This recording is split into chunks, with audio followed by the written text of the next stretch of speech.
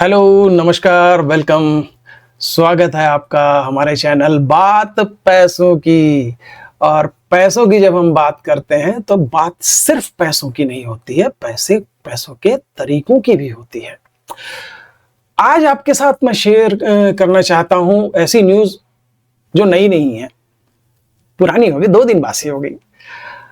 News ये थी कि सरकार ने ऑनलाइन गेमिंग और खास तौर पे जिसमें बेटिंग होती थी, है ना, उस पे बैन लगा दिया।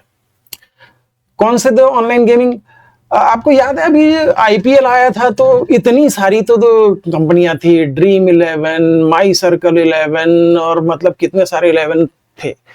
इसके अलावा टीवी पर ऐड आता है, लूडो खेलो और पैसे कमाओ, है ना। तो इस जैसे मतलब हजारों कंपनियां पिछले 4-5 सालों में खुल गई थी और अच्छा बिजनेस कर रहे थे, है ना। डाटा सस्ता है, जियो और एयरटेल जो है वो महीने का पैकेज देते हैं, रोज का 2 GB 2.5 GB डाटा मिल जाता है और लोगों के पास टाइम भी बहुत है और पैसा भी बहुत है। तो हो ये रहा था कि बेटिंग का काम चल रहा था, लोग पैसे लुटा रहे थे, ठीक है। और सरकार को ऐसा सच कोई तकलीफ नहीं थी उससे भाई, है ना। क्योंकि सरकार ने क्या कर रखा था कि भाई ऑनलाइन गेमिंग पे सबसे पहले तो 28% जीएसटी लगा रखी है, ठीक।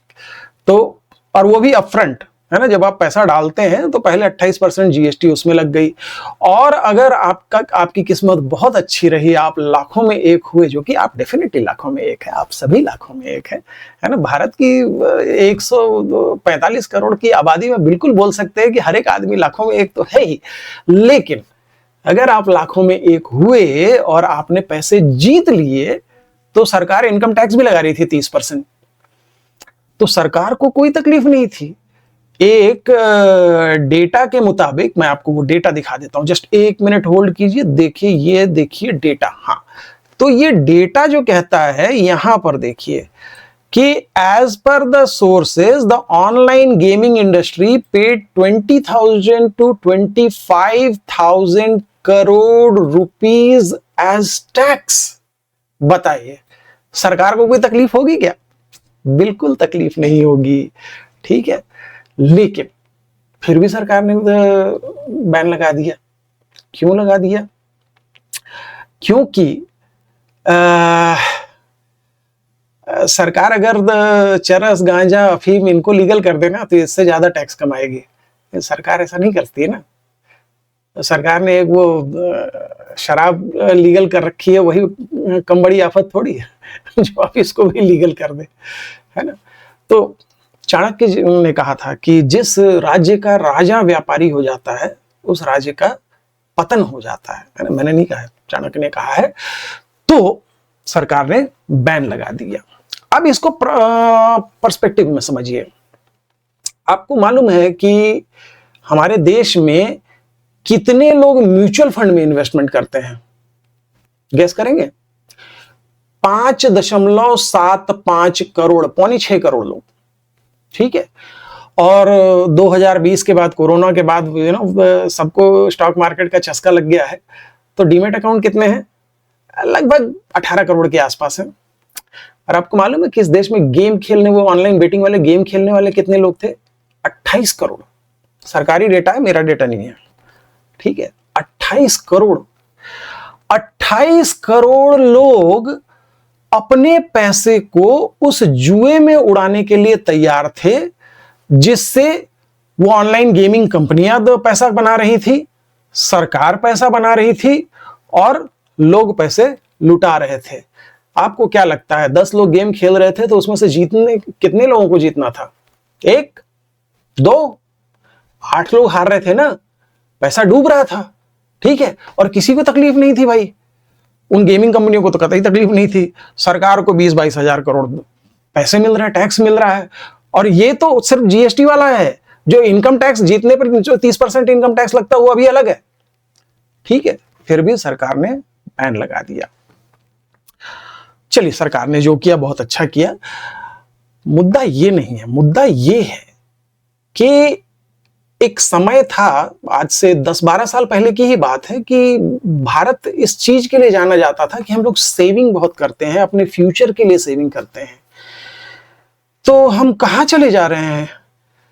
म्यूचुअल फंड में सेविंग करेंगे तो भविष्य के खर्चे पूरे होंगे, पैसा बढ़ेगा, ग्रो करेगा, वो छोड़कर हम बेटिंग में जा रहे हैं पैसे डुबोने के लिए। आपको जुआ खेलना है ना, जुआ खेलिए ना।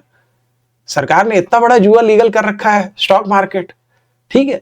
लेकिन स्टॉक मार्केट में जो जुआ है वो लक का काम नहीं है, वो एनालिसिस का काम है, ठीक है।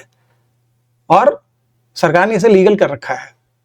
तो भाई अगर आपके पास पैसे हैं, ठीक है, और ये सारे 28 करोड़ लोग कौन थे? सारे हमारे यंगस्टर्स, 18, 19, 20 साल के बच्चे, 24, 25 साल वाले। तो बच्चों, पैसों को वहां मत बर्बाद करो भाई, आ जाओ म्यूचुअल फंड में लगाओ, ठीक है। आपका पैसा ग्रो होगा, ग्रो होने की उम्मीद है, ठीक है। मैं अपने कई वीडियोस में कह चुका हूं कि हमारा स्टॉक मार्केट सीधे सीधे हमारी इकोनॉमी की प्रॉक्सी है ना। तो अगर हमारी इकोनॉमी बढ़ती है तो डेफिनेटली स्टॉक मार्केट बढ़ेगा। तो भारत की प्रोग्रेस में, भारत की इकोनॉमिक प्रोग्रेस में हिस्सेदार बनिए, म्यूचुअल फंड में पैसे लगाइए। मेरी बात सुन के वो बेटिंग वाले पैसे उन लोगों को लेकर स्टॉक मार्केट में चले जाइएगा, खतरनाक जगह है, ठीक है।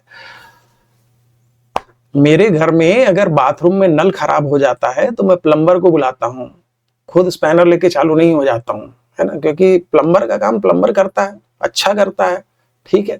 जो जिस काम को मैं 1 घंटे में करूंगा वो शायद 10 मिनट में करके चला जाएगा, राइट। तो प्रोफेशनल काम प्रोफेशनल होता है।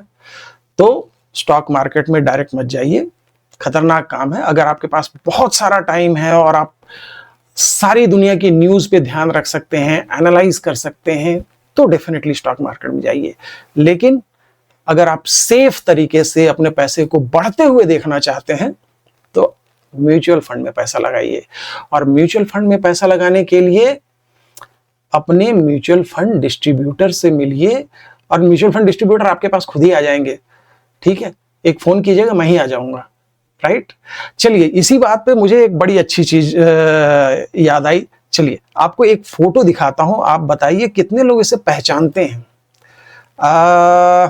इस फोटो को देखिए, आप जानते हैं इन दोनों को? ये है Edmund Hillary and Tenzing Norgay, ठीक है। इनफैक्ट आज ही किसी ने मुझे इस चीज का एग्जाम्पल दिया तो मैं शेयर कर रहा हूं। बहुत यूनिक जोड़ी थी। तेंजिंग नॉर्गे एक्चुअली दार्जिलिंग से थे, नेपाली बोलना जानते थे और शायद कुछ हद तक टूटी फूटी हिंदी। एडमंड हिलरी न्यूजीलैंड से, ठीक है। 1953 में इन्होंने एवरेस्ट पे फतह हासिल की थी, एवरेस्ट पे चढ़ने वाले पहले पेयर थे, ठीक है। एक्चुअली 1952 में, 1952 में एक और शेरपा जो है एवरेस्ट में के ऊपर पहुंचे थे, लेकिन 800 मीटर नीचे रह गए थे जब वहां एवलांच वगैरह आ गया था और उनको लौटना पड़ा था, लेकिन ये दोनों पहुंच गए। अब यूनिक जोड़ी थी। एडमंड हिलरी को हिंदी बोलना नहीं आता था, नेपाली तो खैर बहुत दूर की बात है। तेंजिंग नॉर्गे को नेपाली बोलना आता था, कुछ हद तक हिंदी बोलना आता था, लेकिन इंग्लिश तो नहीं आता था, ठीक है। लेकिन ये दोनों फिर भी पहुंचे। तो इन दोनों की सफलता का राज क्या था? सफलता का राज ये था कि एडमंड हिलरी को पहाड़ पे चढ़ना आता था, ठीक है। और क्योंकि हिमालय बहुत ही अनप्रिडिक्टेबल पहाड़ है, बहुत ही यंग पहाड़ है ना, तो तेंजिंग नॉर्गे को हिमालय के बारे में पता था। बात समझ में आई? Teamwork boss, teamwork, ठीक है। तो अगर आपको भी अपने पैसे को ग्रो करना है, बेटिंग में नहीं डालना है, अपने पैसे की बचत करनी है, अपने भविष्य के लिए, अपने गोल्स के लिए, मैंने हमेशा कहा है गोल बेस्ड टारगेट कीजिए, ठीक है, गोल बेस्ड इन्वेस्टिंग कीजिए।